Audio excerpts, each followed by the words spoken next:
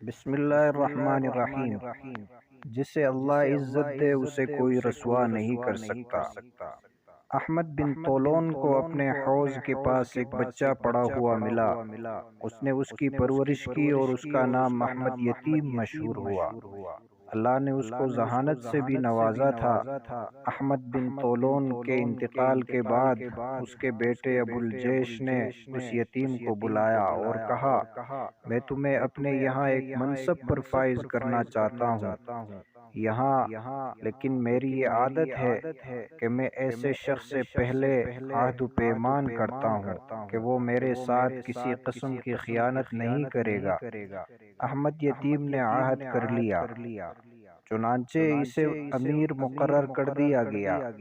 احمد یتیم کی ایمانداری، صاف گوئی، خدمت کو دیکھ کر حاسدین جلنے لگے۔ دوسری طرف ابو الجیش کو احمد یتیم پر اتنا اعتماد ہو چلا کہ وہ گھریلو امور کے سلسلے میں بھی اس پر اعتماد کرنے لگا۔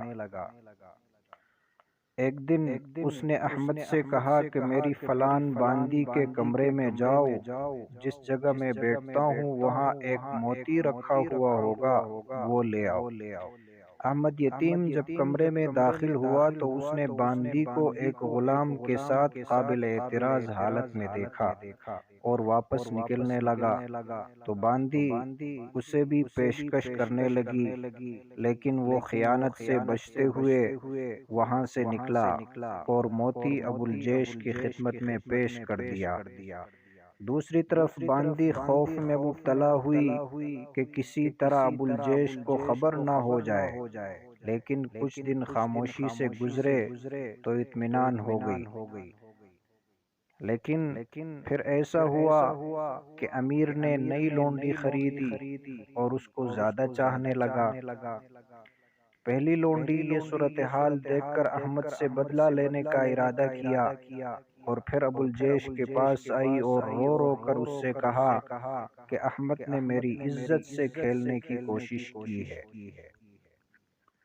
ابو الجیش یہ سن کر غصے سے کانپنے لگا اور فوراً اس کو قتل کرنے کا ارادہ کر لیا، لیکن پھر سوچ کر اپنے ارادے کو مؤخر کر دیا اور اپنے ایک قابل اعتماد خادم کو بلا کر کہا، میں ایک شخص کو سونے کا تشت دے کر تمہارے پاس بھیجوں گا، وہ آئے گا اور کہے گا کہ اس تشت کو مشک سے بھر دو، تو تم اس کو قتل کر کے اس کا سر ڈھانپ کر میرے پاس لے آنا۔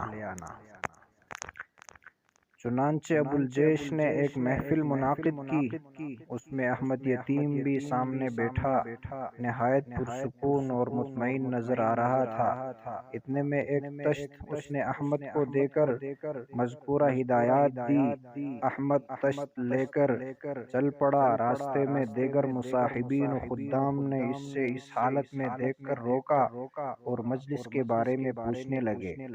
وہ جان چھڑا کر نکلنے لگا۔ انہوں نے مجبور کیا تو وہ کہنے لگا کہ ابو الجیش نے مجھے ایک ضروری کام سے بھیجا ہے۔ وہ کہنے لگے کہ ایک کام دوسرا کوئی کر لے گا۔